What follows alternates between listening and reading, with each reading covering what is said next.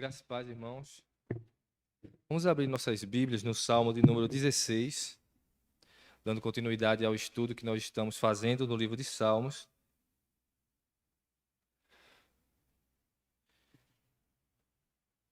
Em seguida, pedir a orientação do Senhor para que nós possamos entender esse salmo, essa passagem do seu livro santo. Salmo de número 16, diz assim a palavra do Senhor. Guarda-me, ó Deus, porque em ti me refugio. Digo ao Senhor, tu és o meu Senhor. Outro bem não possuo, senão a ti somente. Quanto aos santos que há na terra, são eles os notáveis, nos quais tenho todo o meu prazer. Muitas serão as penas dos que trocam o Senhor por outros deuses. Não oferecerei as suas libações de sangue, e os meus lábios não pronunciarão o seu nome. O Senhor é a porção da minha herança e o meu cálice. Tu és o arrimo da minha sorte. Caem-me as divisas em lugares amenos. É muito linda a minha herança. Bendigo o Senhor que me aconselha, pois até durante a noite o meu coração me ensina. O Senhor tem-o sempre à minha presença. Estando Ele à minha direita, não serei abalado. Alegra-se, pois, o meu coração e o meu espírito exulta. Até o meu corpo repousará seguro. Pois não deixarás a minha alma na morte, nem permitirás que o teu santo veja corrupção. Tu me farás ver os caminhos da vida. Na tua presença há plenitude de alegria.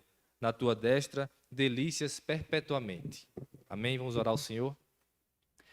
Pai querido, nós te honramos, Senhor, te exaltamos, porque Tu és Deus, Tu és santo, Tu és o nosso Senhor.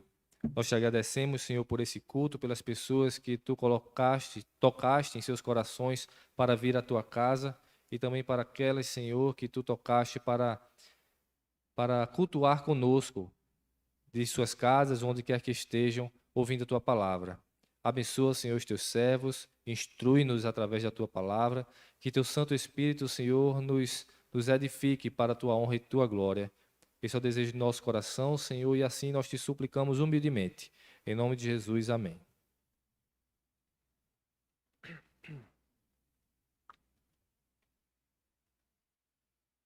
O Salmo de número 16, entrei nele, né, quando a gente falou do Salmo 14. O pastor Adalto falou do Salmo 15 semana passada. E o Salmo 16, ele, após ter feito toda essa transição, essa passagem que ele vinha acompanhando desde o Salmo 12 até aqui, nós temos então uma expressão de confiança que o salmista ele expressa quando escreve esse salmo. O Salmo 16 ele está entre os livros realmente, entre os salmos de confiança, como alguns outros que a gente já viu. Porém esse ele é mais enfático, digamos assim, na sua temática sobre confiança. Os salmos de confiança, falando um pouco sobre eles, tá? A gente, relembrando também o que a gente já viu sobre o contexto do livro de Salmos como um todo, a gente vai relembrar algumas coisas. Por exemplo, a gente sabe que o livro de Salmos,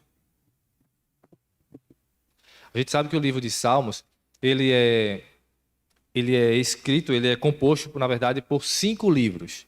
Tá? Então, o Salmo 16 está entre esse primeiro livro. Esse primeiro livro vai do capítulo 1 e vai até o capítulo 41. Depois vai do 42 até o 72 e assim vai. Tá? Nessa construção que se faz desses 5 livros, só relembrando, a gente já viu isso logo no comecinho do livro de Salmos, mas é bom sempre a gente retomar. Essa primeira construção, que seria os Salmos do capítulo 1, os salmos do primeiro livro, nós temos o salmista descrevendo Davi chegando ao seu trono.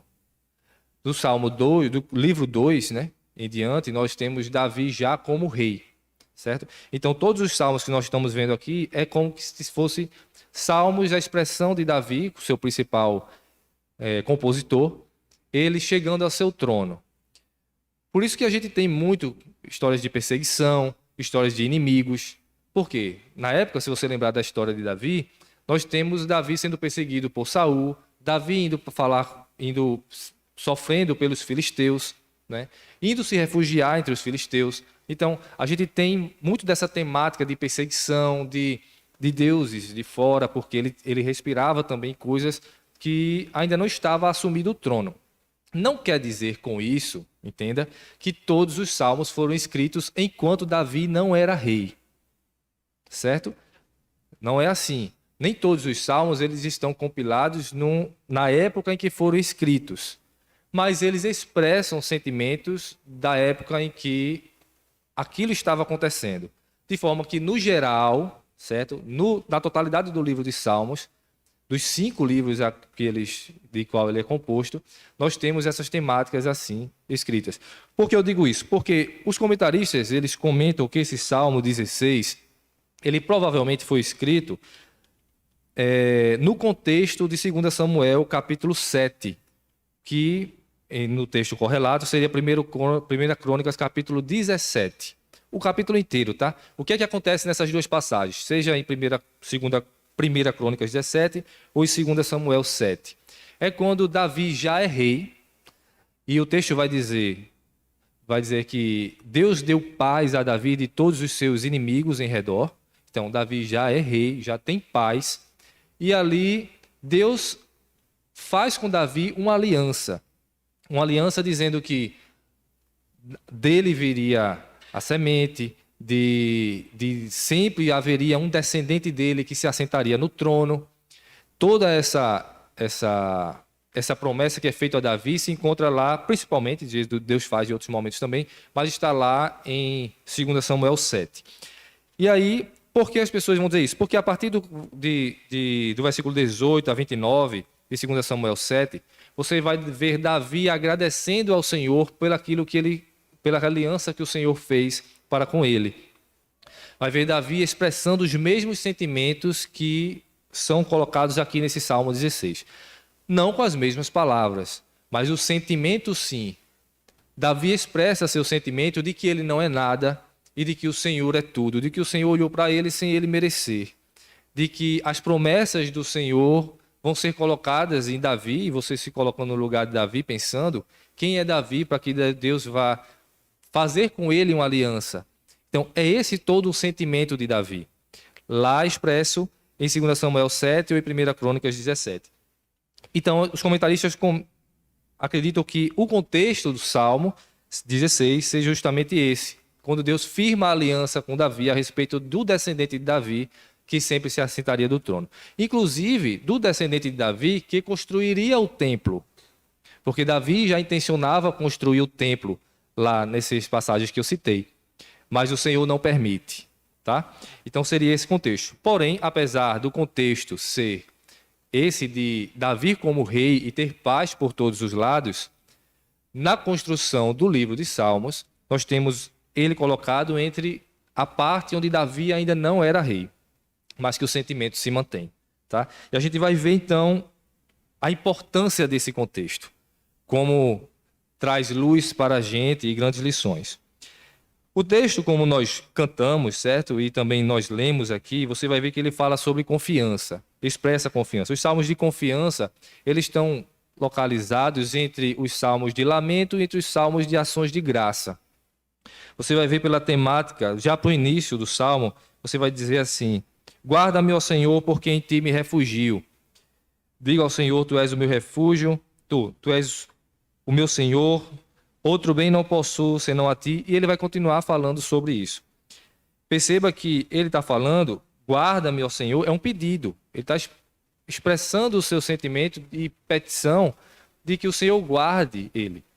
Mas não chega a ser um salmo de lamento, porque os salmos de lamento é quando tem aquela aflição tão carregada que ele só faz chorar, ou ele só faz questionar, muitas vezes, aquilo que está acontecendo com ele, ou ele se queixa, muitas vezes. É assim os salmos de lamento.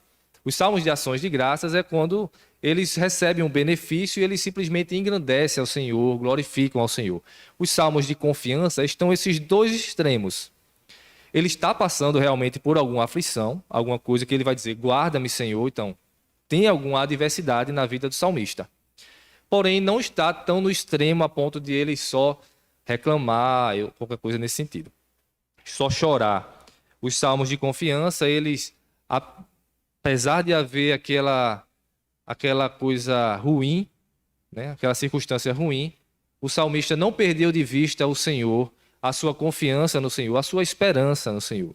É assim que diz os salmos de lamento, os salmos de confiança.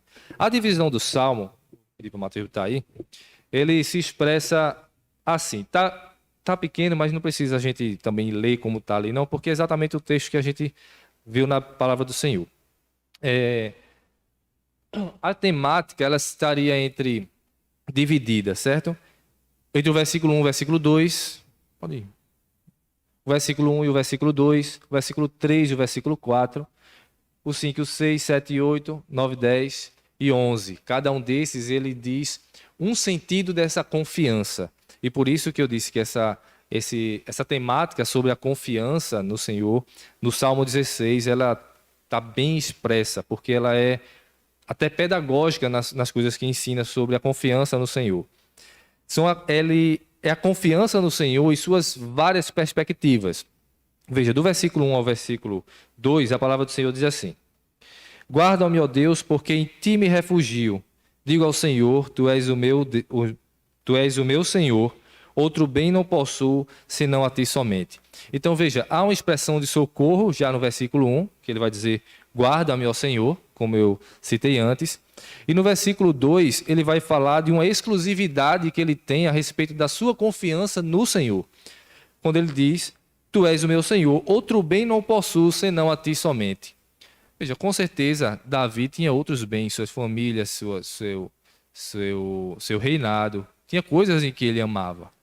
Mas, quando ele coloca dessa maneira, ele expressa que não há uma outra coisa que concorra com a confiança que ele tem no Senhor. Então, a exclusividade do bem pelo qual Davi tem, o amor, o elo que ele tem muito maior para com Deus do que com qualquer outra coisa. Então, nesses dois versículos, você já tem expresso que a confiança está no Senhor exclusivamente e em mais nada. Não existe nada que esteja próximo, perto, que possa concorrer com a confiança que o salmista tem no Senhor.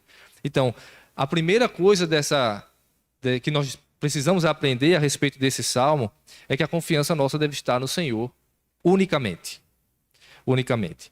Do versículo 3 versículo 4, você vai ter que a palavra do Senhor diz assim: quanto aos santos que há na terra, são eles os notáveis, nos quais tenho todo o meu prazer. Muitas serão as penas dos que trocam o Senhor por outros deuses.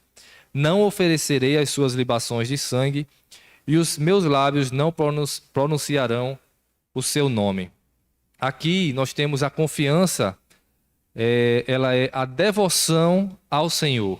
Por que nós vemos isso? Porque ele vai falar que a companhia dele são os santos do Senhor, o povo eleito do Senhor. Está no versículo 3, quando diz, quanto aos santos que há na terra, quem são os santos? É o povo eleito, o povo separado por Deus. Quanto a essas pessoas que são o povo de Deus, o teu povo, eles são os notáveis, nos quais tenho todo o meu prazer. A companhia dele é essa. E, em contrapartida, ele rejeita quem não é do povo dele.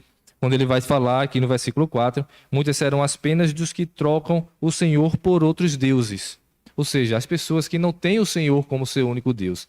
Aquela exclusividade que ele falou antes, aquela confiança, aquele amor e aquele elo que ele tinha para com Deus. Quem não tem isso, não tem a quem acrescentar a ele.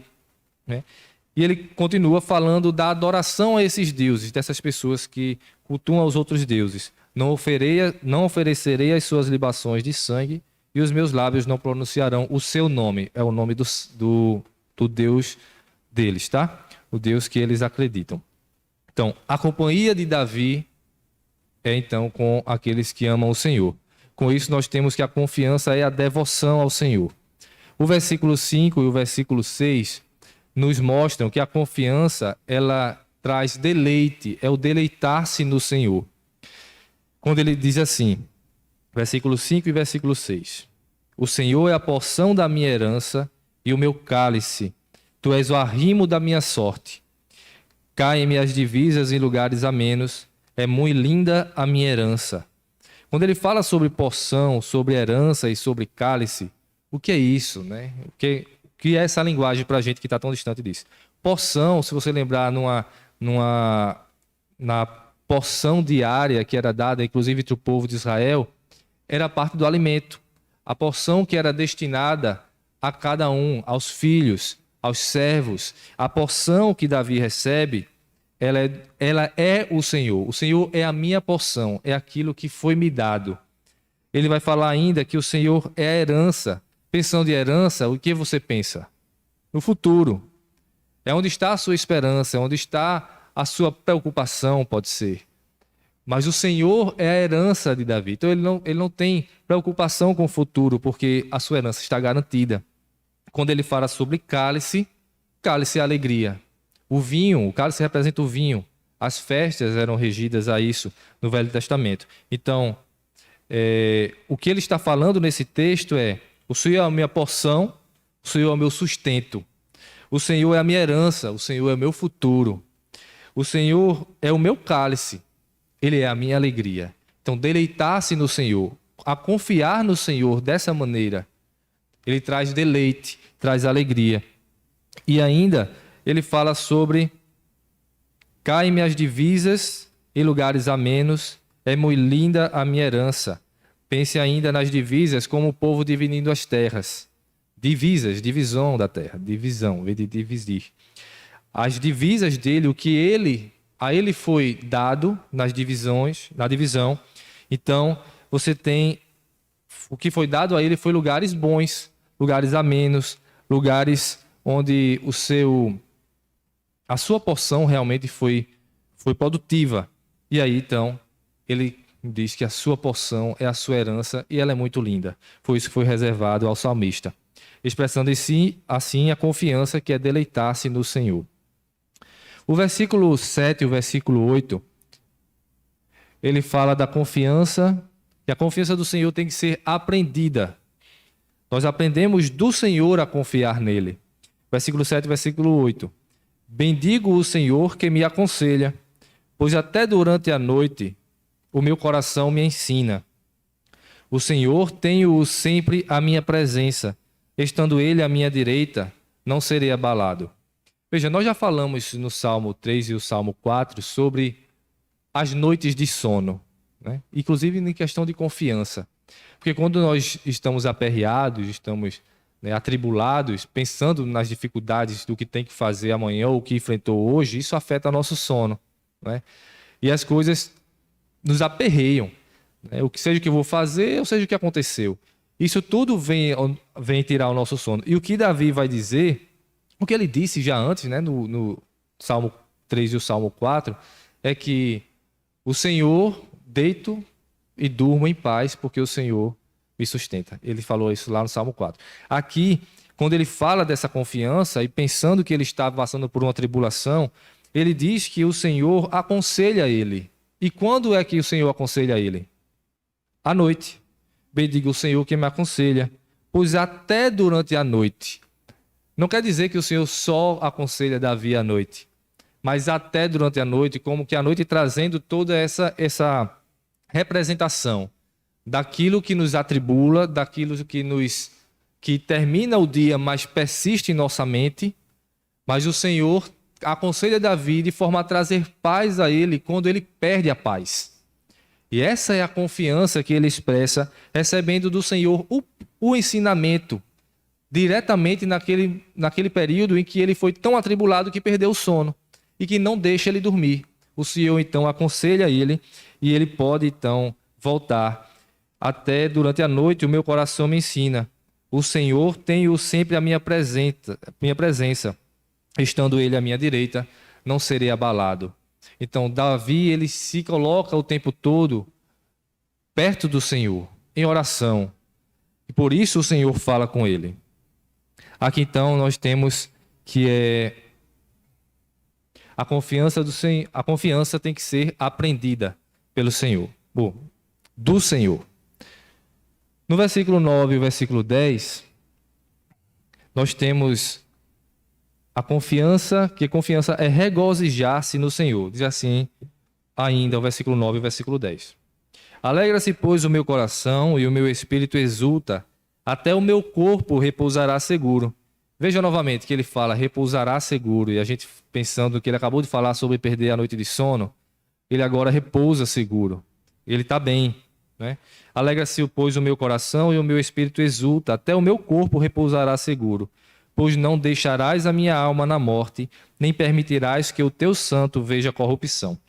Outras passagens vão dizer, não deixarás a minha alma na fossa, não permitirás que o teu santo veja corrupção. Qual é aquela outra palavrinha? Quando decomposição. Decomposição também seria uma outra tradução para isso aqui, tá? E aí a gente vê que a confiança dele se expressa de tal maneira que quando ele perde a noite de sono, o Senhor ensina ele se coloca em oração, o Senhor fala com ele, por isso ele recebe a instrução do próprio Deus. O seu coração se anima, ele se alegra, ele pode voltar a dormir e repousar seguro, porque o Senhor não deixa que essa tribulação persista a ponto de levar ele à morte. Daí a sua figura é justamente de uma morte que não é concretizada nessa tribulação. Ele não deixa que ele, na sua tribulação, sucumba, morra, se decomponha, porque o Senhor vai levantá-lo dali. A figura é justamente de morte e ressurreição. O que Davi coloca nesse texto é realmente, ele está falando de morte e ressurreição, quando ele fala no versículo 10, não permitirá que o teu santo veja corrupção, deteriorização do corpo, né? Ele não permite que se passe por isso. Ele restaura antes que isso aconteça. E então, aí ele fala sobre se regozijar no Senhor. E o versículo 11, ele conclui falando que confiar no Senhor resulta nessas três coisas que ele mesmo coloca no versículo 11. Tu me farás ver os caminhos da vida, na tua presença a plenitude de alegria, na tua destra delícias perpetuamente. Estar com o Senhor, então, traz tudo isso. Um caminho de vida e não se afastar desse caminho da vida. O estar na presença do Senhor e ter plenitude de alegria. Uma alegria que não se acaba, uma alegria intensa. E delícias perpetuamente por estar à destra do Senhor, estar em comunhão com o Senhor. Veja que aqui a gente tem essa confiança que o Salmo é escrito de forma muito abrangente, né? Nós temos uma confiança que ele, pelo que ele colocou, ela é exclusivamente no Senhor, em mais nada. A gente tem que essa confiança, ela é devota ao Senhor, por essa devoção ao Senhor, então ele confia, ele se deleita no Senhor, isso também traz confiança. A confiança traz esse deleite de estar em paz, porque ele confia no Senhor. A confiança, ela é aprendida do próprio Deus, e pensando em aprendizado, a gente também traz à luz que isso é um processo. Não é porque a gente se converteu que a gente já confia em Deus completamente. Isso é aprendido, isso é uma caminhada. E é por isso que ele também traz isso aí. Veja que a própria descrição do Salmo, ele fala que ele perde o sono. Não quer dizer que a vida é tudo em paz. Ele perde o sono. Existem momentos de tribulação, mas ainda assim, nesses momentos, o Senhor não se afasta dele, ensina a ele, e com isso ele pode confiar. Ele se regozija no Senhor por conta dessa confiança, e ela então vai resultar em caminhos de vida, plenitude de alegria e delícias perpetuamente. Veja a abrangência desses salmos. O Salmo de Davi, né, aqui no início da sua Bíblia, tem um temazinho, certo? Que na Bíblia da gente tem o Santo de Deus, mas isso aí foi colocado pela Sociedade Bíblica, tá? O que tem depois, não, faz parte do texto original e é inspirado. Tem escrito Hino de Davi. Essa palavra Hino de Davi, a tradução aqui para hino, outras pessoas traduzem de outra maneira, tá? O nome é Miquitã, alguma coisa assim no hebraico, certo? E a tradução para isso é como que letras em ouro, escrito em ouro, ou escrito com tinta de ouro, tinta não, mas como se fosse escrito em ouro. Algumas pessoas traduzem algumas traduções, colocam hino, outras colocam cânticos, porque os salmos são isso. Outras colocam de fato como sendo hinos de ouro e tudo mais. Outros, porém, judeus, de forma muito interessante, eles colocaram como que essa palavra, que aqui nós traduzimos como hino, seria uma expressão próxima de que fosse a lápide de Davi. Como se na lápide de Davi estivesse escrito em ouro esse salmo. E isso é muito... Sabe o que é lápide? Vou explicar o que é lápide. É aquela parte, né, nos túmulos que tem a pedra, né, e uma inscrição ali. Seria como se escrito naquilo ali, naquela pedra, com tinta de ouro, estivesse o Salmo 16, a lápide de Davi. Alguns judeus trazem essa tradução. Isso é muito interessante e muito belo, como que se você pensar que Davi escreveu esse salmo e o que ele gostaria mais de ser lembrado, veja, quando alguém fosse olhar o túmulo de Davi, qualquer época que fosse, ia ver o Salmo 16. E o tema grandioso do Salmo 16 é confiança. Como que aqui jaz o homem que confiou em Deus em tudo, que aprendeu do Senhor, que aprendeu a confiar no Senhor, que se alegrou confiando no Senhor, que descansou por confiar no Senhor. Isso aí a gente não tem, se foi realizado, não foi realizado, possivelmente não, mas traz essa imagem de que Davi, ele gostaria de que isso acontecesse, né? Esse hino de Davi, como que, mesmo que não seja na lápide, o hino dele, o que ele gostaria que fosse escrito com ouro ou em ouro e fixado para que todas as pessoas vissem e aprendessem. Aprenda a confiar no Senhor. Aprenda a se alegrar no Senhor. Aprenda a viver no Senhor. Desfrute tudo isso, né? Caminho de vida, plenitude de alegria e delícias perpetuamente com o Senhor. Não se afaste do Senhor. Ensinando o tempo todo que vai ter momentos de perder o sono. E use esses momentos de perder o sono para entrar na presença do Senhor e aprender do Senhor. Deixar que Ele fale ao seu coração e ser restaurado por Ele. Não traga concorrências para a sua confiança.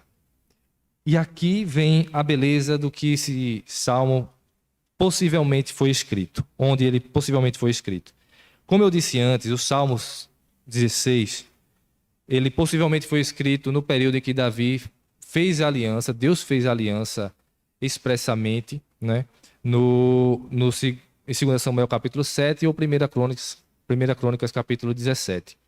Ali o Senhor deu paz a Davi de todo o seu redor, seja no seu reino, das perseguições que aconteciam, né? A gente sabe que internamente teve, com Absalão, com o filho de Saul que continuou. Acabou tudo isso, ele estava em paz. Ele também teve paz dos seus inimigos em redor, filisteus, amonitas, qualquer um. E Davi intenciona fazer o templo. E Deus diz que ele não vai fazer o templo. Mas ainda assim firma uma aliança. Eu te tomei de uma casa pequena, detrás das ovelhas. Eu não pedi para ninguém. Isso é o Senhor falando, tá? Eu estou colocando com minhas palavras aqui. Mas vocês podem ver direitinho lá. O texto é grande. Eu não pedi para ninguém fazer casa para mim. Você tem um palácio, mas eu não pedi para você fazer casa para mim. Mas ainda assim eu escolhi você. Deus diz isso a Davi. Escolhi a sua casa e a sua descendência. E da sua descendência virá aqueles... Não faltará quem se assente no trono da sua descendência. Isso acontece na vida de Davi. Davi então expressa todo esse sentimento de confiança, gratidão, louvor, humildade e graça que ele vê para com o Senhor. Mas a gente trazendo esse contexto de que ele foi escrito para esse sentimento que é expresso entre o Salmo 16, parece algo estranho, não é? Se você pensar que Davi, quando escreveu esse salmo, ele tinha paz e não estava no momento de tribulação.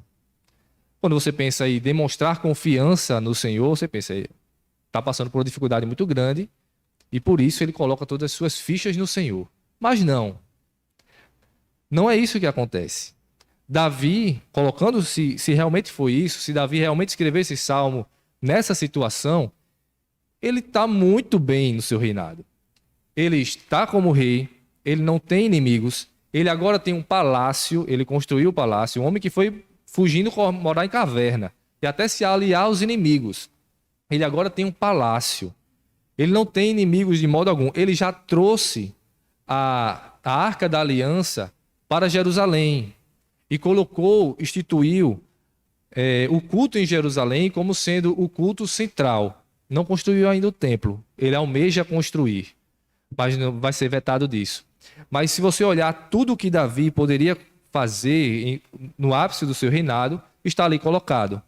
Paz, o reino próspero, ele tem um palácio, ele tem uma casa, ele já instituiu o centro de adoração ao Senhor, o povo todo de Israel cultua o Senhor em Jerusalém. O que é que falta a Davi? Nada, se você passar para pensar humanamente. Não falta nada a Davi. Mas ainda assim, nesse momento, ele escreve um salmo que é totalmente sobre confiança. Não parece estranho? Não parece estranho que nesse momento, onde nada incomoda, você vai demonstrar sua confiança no Senhor? Não deveria ser estranho. Na verdade, a confiança não deveria ser algo que oscila. E Davi nos mostra isso. Porque quando a gente revendo agora todo o Salmo e pensando nesse contexto de total paz, de total prosperidade, humanamente falando, de coisas e missões já completadas a respeito do ministério de Davi, você pensa que ele não tem mais nada do que fazer. Ele poderia simplesmente agradecer, mas ele expressa sua confiança. E pensando dessa maneira agora, vamos ler o Salmo novamente? Quando ele diz: guarda-me, ó Deus, porque em ti me refugio. Veja, ele está no período de paz, mas ainda assim ele pede para ser guardado. Ele não está fugindo de alguém. Ele pede para que ele não se desvie do Senhor nesse momento de paz. Percebe que muda o sentido? Percebe que muda quando você está em paz, tem tudo, mas pede ao Senhor: Senhor, me segura em ti. Porque ele sabe que sua vida e seu coração é fraco. E ele pode se orgulhar do que ele tem. Ele pode cair no perigoso laço colocado pelo seu coração de achar que ele foi o melhor rei de Israel. E de fato, até agora, ele foi. E depois ele vai continuar sendo o parâmetro. Mas ele não pode se orgulhar disso. Ele não pode se orgulhar de suas construções e de tudo que ele conseguiu. Não pode se alegrar de sua sabedoria, porque ele tem que o tempo todo entender que tudo isso foi colocado a ele, dado a ele por Deus. Se em algum momento da vida dele ele tirar Deus da história e dizer: eu fiz isso, eu lutei, eu sou forte, eu reuni esse povo, eu trouxe a arca, ele nesse momento se afastou do Senhor. Quando Davi então pede, nesse momento de paz, de prosperidade, pedir para o Senhor guardar, ele mostra a sua fragilidade e pede ao Senhor: Senhor, segura o meu coração. Continuando então, ele vai dizer: digo ao Senhor, tu és o meu Senhor, outro bem não possuo, senão a ti somente. Davi era rico, ele está como rei de Israel. É o homem mais rico e mais importante daquela região. Mas esse homem vai dizer: eu não tenho bem algum, senão o Senhor. Veja como é a ligação de Davi, como deve ser a confiança, independente de circunstância ruim. É dizer ao Senhor e ter esse entendimento que o Senhor é tudo o que eu possuo. E se em algum momento o seu coração titubear, ele perdeu tudo, porque ele deixou o Senhor. Continuando ainda pensando nesse contexto, né? Quanto aos santos que há na terra, são eles os notáveis, nos quais tenho todo o meu prazer. Davi então está falando sobre amizades, sobre não se juntar, não sentar na roda dos escarnecedores. A companhia de Davi deve ser então essas pessoas que amam o Senhor. Senão ele cai também. Ele pede isso. Ele diz: hoje é isso. Os santos, dos santos que há na terra, são eles os que eu admiro, com quem eu quero sentar e com quem eu quero estar. Ele vai ainda dizer no versículo 4: muitas serão as penas dos que trocam o Senhor por outros deuses. Não oferecerei as suas libações de sangue. Aos meus lábios, os meus lábios não pronunciarão o seu nome, o nome do Deus lá deles. Veja então que do versículo 2 até o versículo 4, o que ele está falando são coisas humanas que são capazes de desviar qualquer pessoa. Os bens, cada vez que eu ganho, que eu recebo, que eu tenho, aquilo, por mais que seja bênção do Senhor, em dado momento, isso pode me afastar do Senhor. Porque se eu perco isso de vista de que foi o Senhor que me deu, eu caio. Então, os bens, por mais que sejam bênçãos do Senhor, se Deus não for o meu refúgio, como ele disse no começo, né, os bens serão minha fonte de queda. Se Deus não for o meu refúgio, se eu não estiver ligado a Ele, se eu não pedir a Ele para não cair, as minhas amizades ímpias, elas vão me influenciar e eu vou cair. Se Deus não for o meu refúgio e eu não estiver ligado a Ele, se eu constantemente não orar para que Ele me segure e Ele me guarde, os deuses vão tomar esse lugar e eu vou começar a adorar outros deuses. Que não precisa necessariamente ser qualquer deus, aqueles que eles viviam naquela época, Baal e outros. Nós temos outros deuses hoje também. E deuses, muitas vezes, que não são simplesmente feitos de madeira ou gesso. Deuses que nós colocamos em nossa vida como trabalho, como lazer, como alguém de nossa casa, de nossa família, coisas que em si não são pecaminosas. Veja que quando ele fala de bens, algumas dessas coisas até são bênçãos de Deus. Mas se eu olho para essas coisas de forma diferente, se eu crio no meu coração uma concorrência e coloco neles a minha confiança, Deus deixou de ser minha confiança. Deus perdeu o seu trono no meu coração. Eu dei o trono a outra coisa, a outra pessoa. Pode ser até a mim mesmo, ao que eu construí, ao que eu fiz, ao que eu sei, né? O que eu passei. E aí, nesse sentido, você caiu. Então, essa oração de Davi, por mais que sirva assim para a gente nos momentos de dificuldade, também serve nos momentos de profunda bênção e profunda paz. Porque nesses momentos, a gente tem que entender que é fraco, que é falho e pode cair. Por isso a palavra do Senhor vai dizer em outro lugar, aquele que pensa estar em pé, cuide para que não caia. Porque o nosso coração é assim, ele é suscetível à queda. Por isso o Salmo 118 inicia dizendo, firme está o meu coração, ó Deus. Eu sempre me chamou a atenção esse salmo. Por que firme está? Por que não firme é? Meu coração é firme no Senhor. Não, o salmista vai dizer, firme está, porque ele tem consciência de que o coração dele não é plenamente sustentado, alicerçado no Senhor. Ele precisa o tempo todo lutar para se manter nesse estado, o estado de firmeza. A vontade, claro, é dessa estabilidade, é ter esse mas por enquanto não tem esse Então ele diz no Salmo 118, firme está. Ele precisa estar ali. E aí também o Salmo 20, que a gente leu e até a gente repetiu, diz, uns confiam em carros, outros em cavalos. Nós, porém, nos gloriaremos em o nome do Senhor, nosso Deus. Expressando assim a nossa confiança, onde ela deve estar. Não no que a gente tem, não na nossa força, não na nossa sabedoria. Mas sim no Senhor. E se não for assim, a gente cai. Nos momentos de maior paz, de maior regozijo, de bênçãos, e que eu posso desfrutar daquilo que Deus me deu, eu devo também me policiar.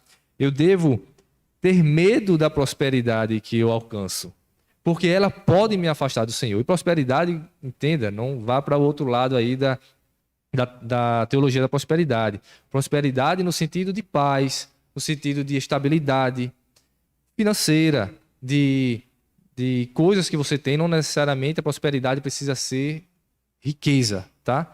Pode ser paz, boa noite de sono, prosperidade que vem do Senhor, que isso tudo é prosperidade.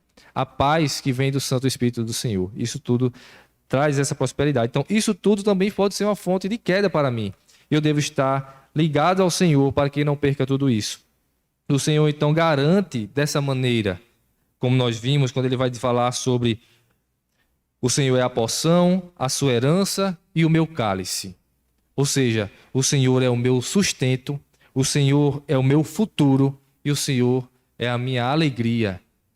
Então, por isso eu tenho que confiar no Senhor e não me afastar dele por qualquer que seja essa fonte de concorrência que vive sendo jogada para mim o tempo todo. Continuando o Salmo e pensando ainda nessa nova forma de enxergar o Salmo, pense aí. Caem minhas divisas em lugares amenos, é muito linda a minha herança. Bendiga o Senhor que me aconselha, pois até durante a noite o meu coração ensina. O Senhor tem-o sempre à minha presença, estando ele à minha direita, não serei abalado. Alegre-se, pois, o meu coração e o meu espírito exulta. Até o meu corpo repousará seguro, pois não deixarás a minha alma na morte, nem permitirás que o teu santo veja corrupção. Tu me farás ver os caminhos da vida. Na tua presença há plenitude de alegria, na tua destra delícias perpetuamente. Vê como o Salmo, embora tratando da mesma coisa, ele muda. Ele fala de uma atribulação que pode vir. E continua o Senhor, então, ligado a ele. O Senhor, então, garante tudo isso ao salmista. Esse salmo ainda, ele é citado em outras passagens da Bíblia. Ele é citado lá em Atos. E em Atos, ele traz uma luz sobre o texto do versículo 10, que não fica tão bem expresso quando a gente lê o Salmo 16. Vamos abrir lá em Atos, capítulo 2. Atos, capítulo 2, a partir do versículo 24. É Pedro discursando para os cristãos e diz assim: ao qual, porém, Deus ressuscitou, rompendo os grilhões da morte, porquanto não era possível fosse ele retido por ela, porque a respeito dele, diz Davi: diante de mim via sempre o Senhor, porque está à minha direita, para que eu não seja abalado. Por isso se alegrou o meu coração, e a minha língua exultou. Além disto, também a minha própria carne repousará em esperança, porque não deixarás a minha alma na morte, nem permitirás que o teu santo veja corrupção. Fizeste-me conhecer os caminhos da vida, encher-me-ás de alegria na tua presença. Perceba que aqui, explicitamente, Pedro cita esse salmo, principalmente o versículo 10, praticamente com as mesmas palavras, não se referindo mais a Davi, mas se referindo a quem? A Cristo, não é? Paulo vai citar esse mesmo texto ainda em Atos capítulo 13, a partir do versículo 34, dizendo assim, Atos 13, do 34 ao 37, diz assim: e que Deus o ressuscitou dentre os mortos, para que jamais voltasse à corrupção. Desta maneira o disse: e cumprirei a vosso favor as santas e fiéis promessas feitas a Davi. Por isso também diz em outro salmo: não permitirás que o teu santo veja corrupção. Porque, na verdade, tendo Davi servido a sua própria geração, conforme o desígnio de Deus, adormeceu, para junto de seus pais, e viu corrupção. Porém, aquele a quem Deus ressuscitou não viu corrupção. A respeito de quem ele está falando novamente? De Cristo. Veja, e a argumentação tanto de Paulo como de Pedro é justamente em dizer que Davi viu corrupção. Lembre que eu disse que a palavra corrupção ela pode ser traduzida como decomposição. Pensando em morte, em um corpo que não passaria pela decomposição, mas Davi morreu. Todos os outros descendentes de Davi que se assentaram no trono também, eles morreram e viram corrupção. Seu corpo se decompôs, mas Cristo não. Cristo ressuscitou. Ele não viu decomposição. Seu corpo não viu corrupção. De forma que o Salmo aqui, em sua última instância, como sempre, ele traz Cristo. Cristo, ele tanto é a quem o Salmo é direcionado, como ele é aquele também pelo que expressa o Salmo. Davi, embora escreveu esse Salmo, ele fala como que Cristo também é esse que está tão ligado ao Senhor, que ele passa por tudo isso, que ele tem realmente, não tem essa fraqueza e pede, como Cristo também pediu, que a sua vontade, a vontade de Deus prevalecesse sobre a dele. Cristo foi tentado em todas as coisas, porém não pecou. Assim também é a nossa luta. A luta para que nós não confiemos em bens, não confiemos em amizades, Não coloquemos o nosso coração em coisas, em pessoas ou qualquer que seja, que tire o Senhor da sua primazia, do seu estado de reinado em nosso coração. Senão nós caímos. Independente do que nós fazemos, em que ponto de nossa vida nós estamos, se é num período de paz ou num período de tribulação, nossa confiança deve estar no Senhor. E nossa oração também nos períodos de paz é dizer: Senhor, me guarda nesse momento de paz para que eu não peque e me desvie dos caminhos do Senhor. Então, esse salmo traz esse sentimento para a gente, traz esse aprendizado para a gente, que nós devemos confiar no Senhor, que a nossa alegria deve estar em Cristo, que a nossa confiança deve estar em Cristo, que a nossa esperança deve estar em Cristo. Que o Senhor nos abençoe e nos ensine os seus caminhos.